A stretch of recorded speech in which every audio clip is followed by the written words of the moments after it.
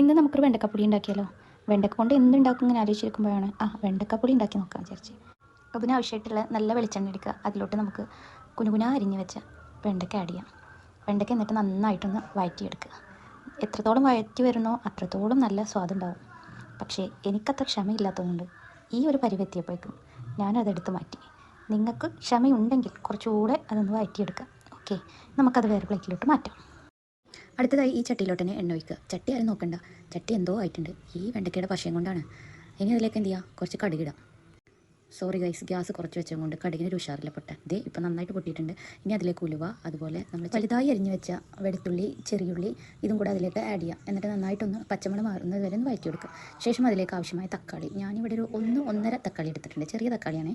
ഇനി അതിലേക്ക് കുറച്ച് മഞ്ഞൾപ്പൊടി, അതുപോലെ സാമ്പാർ പൊടി. അതാണ് ഇതിന് മെയിൻ താരം സാമ്പാർ പൊടിയാണ്. അപ്പം കിട്ടുന്ന സാമ്പാർ പൊടി ഏതാണോ അതെടുത്തതിലോട്ട് ചേർത്ത് അത്യാവശ്യം നന്നായിട്ട് തന്നെ ഇടുക. ഇനി അതിലേക്ക് പുളിവെള്ളം നന്നായിട്ട് തന്നെ ഞാൻ ആഡ് ചെയ്തിട്ടുണ്ട്. ഇനി ആവശ്യത്തിന് ഉപ്പ് ആഡ് ചെയ്യണം. അതിനുശേഷം നന്നായിട്ടൊന്ന് ഇളക്കി കൊടുക്കുക.